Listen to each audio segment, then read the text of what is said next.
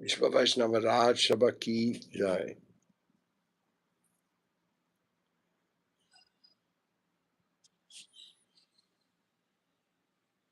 You read from Lord Kapila today? You can read. I am very tired. You are tired. Very tired. Literally tired.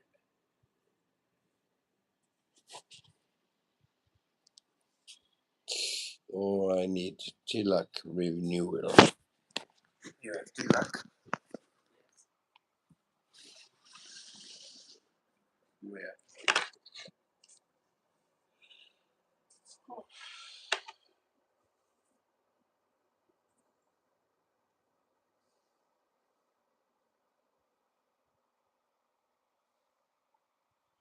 Om Namo Bhagavate Vasudevaya. Om Namo Bhagavate Vasudevaya. Om Namo Bhagavate Vasudevaya. Yadvadyasya Yakona Yatitarastachati Savityasvara. Tene Brahmadiyadi Kavaye Muyanti Yatsudaya. Teshu Vadimidam Yata Minimayoti Sarpunisha.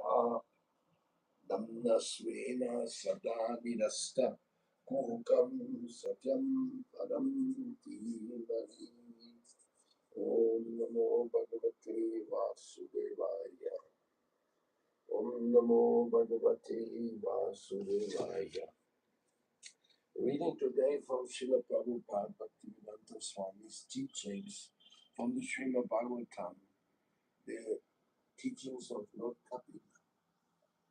We were here in Kundutwan just a few days ago, where there's a beautiful temple of Lord Kapila. All these great personalities have connections with Vrindavan.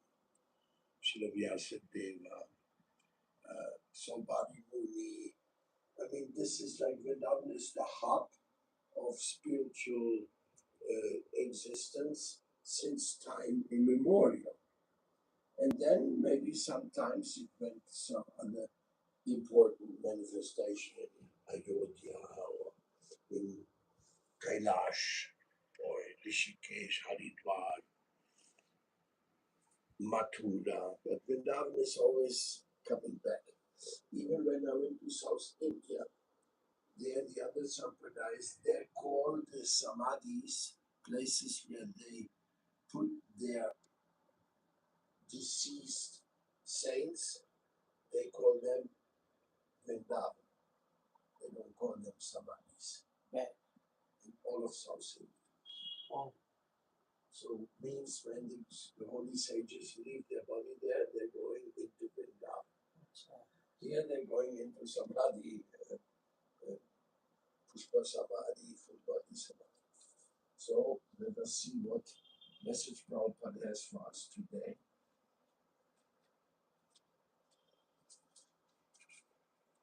For the teachings of Lord Kapila. Nanyatramat Bhagavata Pradana Purusheswarat Atmana Sarvabhutanam Vayam Tivram Nivartate. The terrible fear of birth and death can never be forsaken by anyone who resorts to any shelter other than myself. For I am the Almighty Lord, the Supreme Personality of God, and the original source of all creation, also the Supreme Soul of all souls. What an incredible declaration. Lord, if you have problem with death, you better come to me. There is nobody else who can help you in this regard. And you will understand that what is dying is just the material body and the different illusions. And you march onwards according to your karma. But if you take shelter of me, you can also be relieved from the repeated birth and death. It is indicated herein that the cycle of birth and death cannot be stopped unless one is a pure devotee of the Supreme Lord. It is said, Harim Vira Naiva Shritim Taranti. One cannot surpass the cycle of birth and death unless one is favored by the Supreme Personality of God.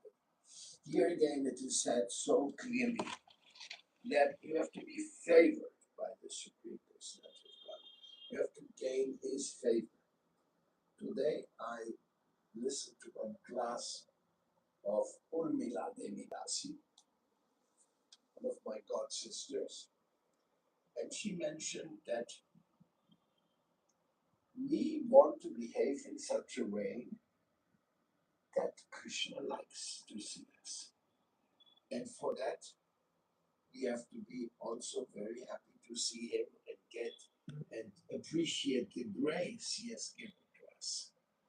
If you want to meet somebody, even after a long time of separation or a short time of separation, it all depends how much you want to be with that person, how much that desire, that lauliam, that anxious desire is there. So the more you really want to be with Krishna, the more Krishna wants to be with you. So it's all about a loving relationship. Plus, you are depending on him anyway. There's nothing you can do about. You cannot even go to Brahma and Shiva. They cannot help you. It is Krishna who is the supreme controller of the birth and death of the living beings. And he's the soul of all souls, says here. Kapila, he has also taught the Sankhya philosophy. So there's a lot of philosophy to understand. But basically, the conclusion is already given here. You have to be a pure devotee of the Lord. Only then there is shelter from the difficulties of this material existence. Only by being a pure devotee. And that means, it actually means that surrender is the only valid approach. What other approach are you going to have to the Supreme God? Of course, gratefulness, empathy, following the principles of Vaishnava Bhakti Yoga, following sadhana bhakti.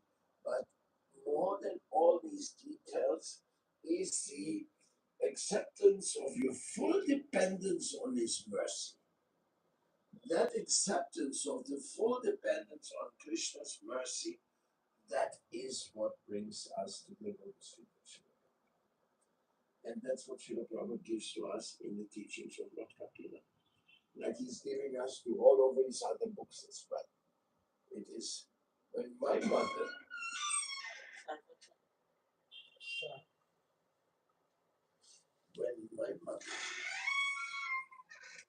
came to read Srila Prabhupada's books,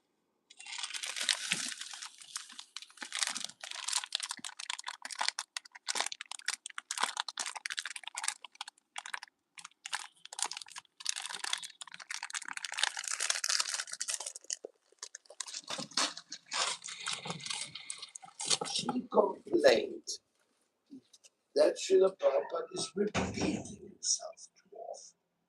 She said in his books he always says the same thing, he always says the same thing. And I gave my argument to her, you also eat the same thing every day. So what is strange if the good things are repeated? And the truth always has to be repeated. She had no argument against that. But we know that Prabhupada, how often does Prabhupada quote in his books, Chinata Pisuni, Chinata Rora Pisaishi? Of course, many of the things like they're also coming from the daily conversation. So Srila Prabhupada, when he translates the books, he's also preaching to the devotees. When Sridhar Maharaj was counseled by the ISKCON devotees, then he was also preaching to them. And in this way, many things he also repeated, because what was their concern, what was their question and their doubts. So by the grace of Sri Kapila Devi, by Srila Prabhupada, we can repeat and repeat the same thing. Become a pure devotee. Become a pure devotee. Become dependent on Krishna. Only Krishna can save you from repeated birth and death. You have to die. Not only once, as long as you want, until you surrender. One time you will be big, one time small, left side, right side, black, white, male, female, everything you get, everything you're curious about, you can be taking that birth next time. The world is very curious. My God, my God, how big people become in this world. Whales under the ocean, almost 40, 50, 60 meters long. The blue whale. He's one guy, 60 meters long. So you want to have a whale body, and then you have this whale body, and still people are coming and eating you alive. No, there's no fun in this world, It's no fun. People eat well. Huh? People eat well. Other fish eat well. What's that? There is one fish, very dangerous. He's called,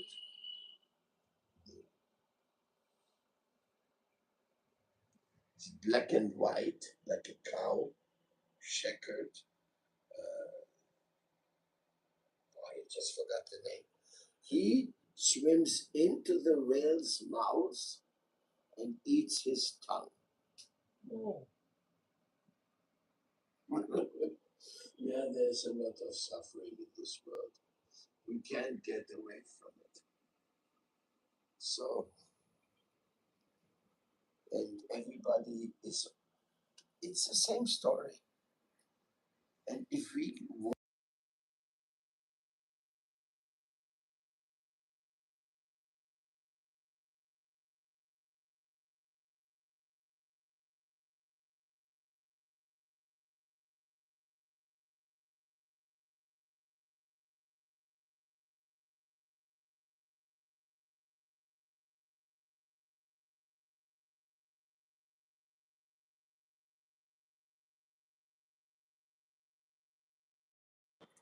he said, the Third World War is a point, and it is a point which is on a line.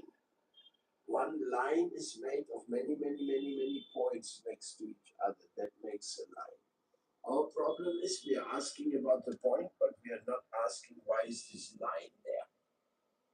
So we are always concerned with the relative temporary news, but we are not concerned with why are we in the world of suffering? Why are we in apathy towards surrendering to the Supreme Lord? Because He has given everything. Everything is made possible by Him. Magically, totally magic. This is all magic. Metal magic, wooden magic, cloth magic, skin magic, teeth magic, brain magic, eye magic. Everything everywhere is magic. It looks to us like, oh, this is some relative composition of items and metal. No. This is all magic. Water is magic. Air is magic. Uh, Breathing is magic. Digestion is magic. Contamination is magic. Purification is magic. Everything is magic. This book is magic. How Prabhupada's teaching can appear in the form of paper and ink in front of us here. This is magic. Total magic. With such incredible instructions, such as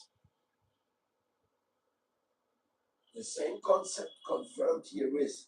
One may take the system of understanding the absolute truth by one's own imperfect sensory speculation, or one may try to realize the self by the mystic yoga process. But whatever one may do, unless he comes to the point of surrendering to the Supreme Personality of Godhead, no process can give him liberation. One may ask, if this means that those who are undergoing so much penance and austerity by strictly following the rules and regulations are endeavoring in vain? The answer is given by Srimad Bhagavatam. Yen ye ravindaksha vimuktamanina. Lord Brahma and other demigods prayed to the Lord when Krishna was in the womb of Devaki. My dear lotus-eyed Lord, there are persons who are puffed up with the thought that they have become liberated or one with God or have become God, but they are unintelligent. It is stated that their intelligence, whether high or low, is not even purified. With purified intelligence, a living entity cannot think otherwise than to surrender. Bhagavad Gita therefore confirms that purified intelligence arises in a very wise man. Bahunam Jammanam Ante Jnanamam Prapatyanti.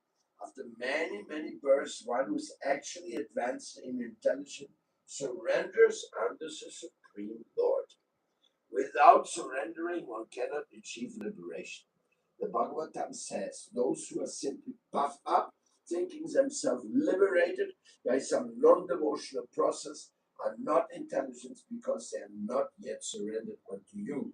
In spite of executing all kinds of austerities and penances, or even arriving at the brink of the Brahman realization, they think that they are in the effulgence of Brahman. But actually, because they have no transcendental activities, they fall down to material activities. One should not be satisfied simply by knowing that he is Brahman. He must engage himself in the service of the Supreme Brahman. That is Bhakti. The engagement of Brahman should be the service of Paramatma. It is said that unless one becomes Brahman, one cannot serve Brahman. The Supreme Brahman is the Supreme Personality of Godhead, and the living entity is also Brahman. Without realizing that he is Brahman, spirit, soul, and eternal servant of the Lord, if one simply thinks that he is Brahman, his realization is only theoretical. He has to realize and at the same time engage himself in the devotional service of the Lord. Then he can exist in the Brahman status. Otherwise, he falls down. Means even after being in Brahman for prolonged periods of time, eventually he come back to fall down into this. So we are thankful Srila Prabhupada that we can sit here together and read the holy books, holy teachings, and dwell upon them. What can be done, what can be done. And now we will ask, is there any question, any commentary, and we will finish here today. Jai Sri Ram.